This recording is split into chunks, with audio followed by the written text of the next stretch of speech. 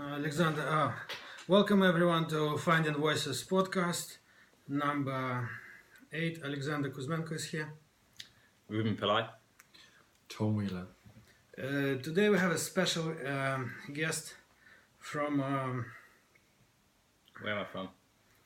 from England. Yeah, Ruban Pillai, and we started the conversation about stuttering being seasonal, and we want to continue it. Okay. What do you think, first of all, about stuttering but being seasonal, Alex? I think stuttering is seasonal. I think it's can be connected to the seasons schizophrenics are experiencing, and all people with the personality disorders are seasonal. I think we seasonal as well. I stutter the most October, November, and May. I stutter the least August and the end of January, right? Right, like right now. Are there any key things that take place in those periods, especially May? Is there anything of significance? Well, I think it was the end of a school. End of a school year was always rough on me. Like, it's the worst time of my life. And Christmas time. I like your idea about Christmas. Yeah. I don't want to repeat it. My thought was that it's a stress of a year end when everything becomes colder, food disappears, and sun goes into a stage. Well, Earth goes into a stage where on the 26th it reverses into New Year and stuff. So life gets better. But before that, worse. Which of the spring months did you say that you struggled on? Was it May? Yeah.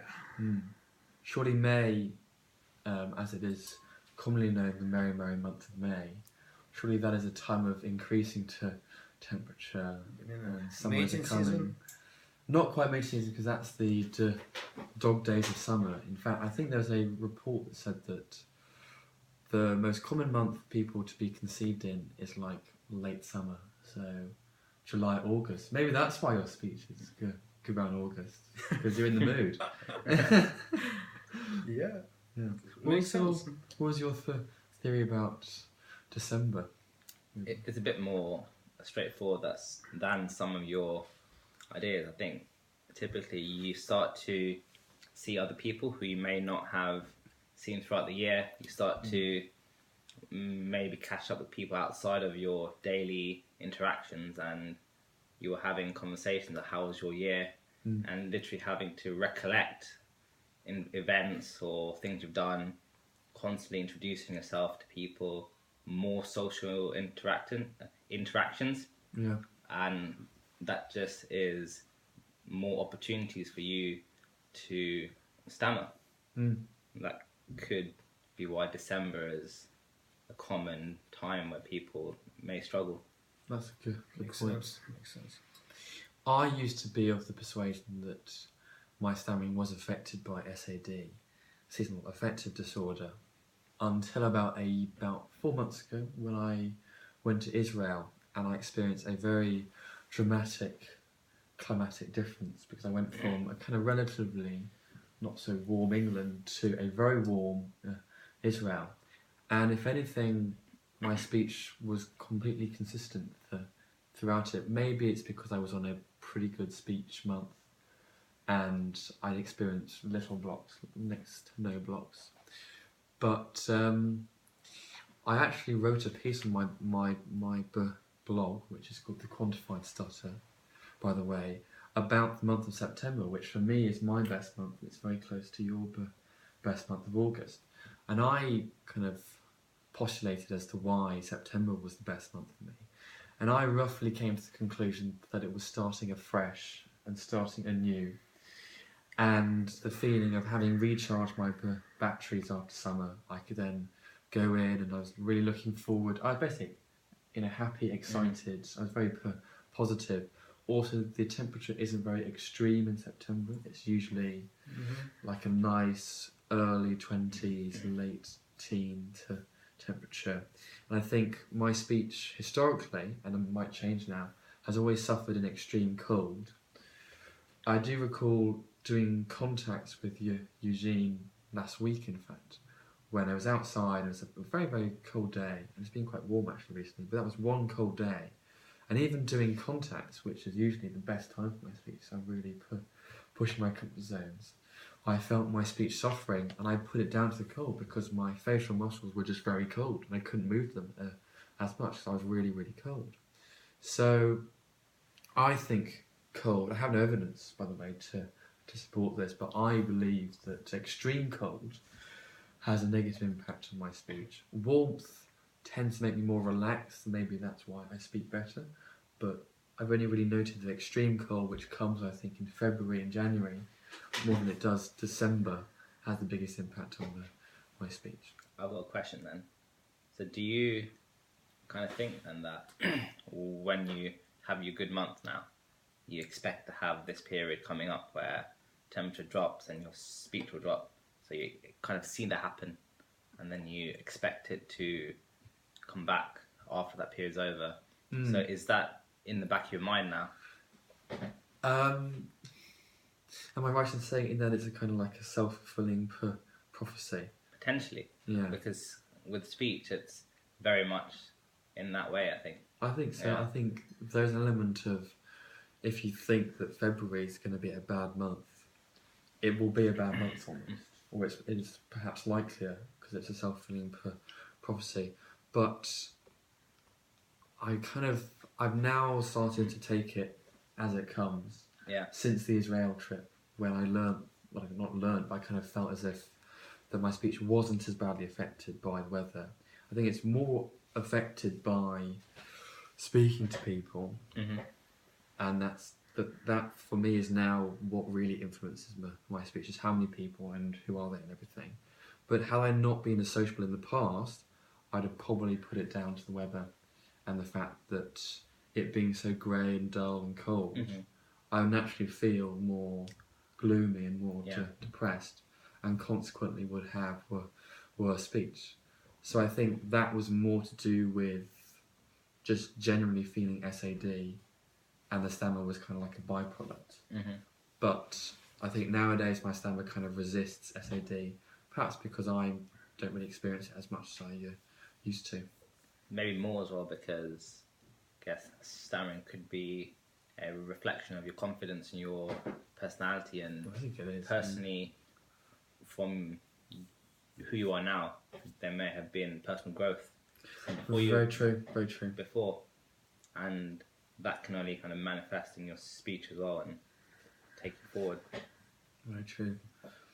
Alex, you seem very thoughtful. I'm thinking, is it can stuttering be a sort of expression of our personality we're trying to hide? Trying to hide, or Trying to hide. Yeah. I mean, it's like I thought I would be a changed person after I became fluent. I became fluent at some point. I thought I'm fluent over there, and nothing else changed in me. No, it's true. It's very easy to think, okay, fluent me is a better version of myself, and you can become fluent and realise that actually life doesn't really change as dramatically as you thought. And by fluent, I really mean kind of being more in control, being very satisfied, being not really like fluent as in like there is nothing that you will block on, but as in like you feel very much in control and there's nothing holding you back. That's, I think, what you mean by fluent. But with that, sorry, that's more than just speech, by the way. That is true. Yeah. That is true. And so me being fluent at the month of my worst speech in general, right? I'll still be I was kind of fluent, but I would struggle talking in general, as you said. And in my case, it wasn't self-inflicted prophecy or other word for is a paradolia, right? I would notice myself like I stutter more, I block now. What happened to me? Is it my personal life? Is it this? So I started digging. But then I started to noticing this every year. Yeah. And when people go to support group the most, just right after Christmas, New Year's. First of all, it's New Year resolution for many of us. Yes, very true. And that also kind of It's a push. gives up and gives extra push. I also think perhaps another thing with stammering worse in the winter months, specifically December, is that when lots of parties happen. And often if you're like partying all the time, it can be quite draining. Yes. And you're waking up and it's still dark and you're still kind of groggy from the night out. And it can kind of, I personally feel as if alcohol, I've said this quite a lot, has a really detrimental impact on my speech. And I presume it has some effect on others now and again. If you're hungover, I reckon your speech would be a bit worse, perhaps, than if you were on form.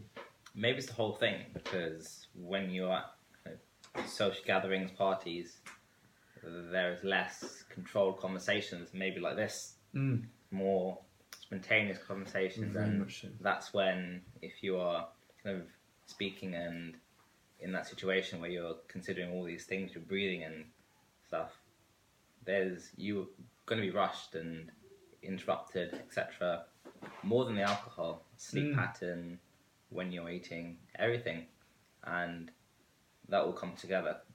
But like I know I just said, because say if you stammer once every 3 conversations, you could have 3 conversations in a day and just stammer once and think that's alright.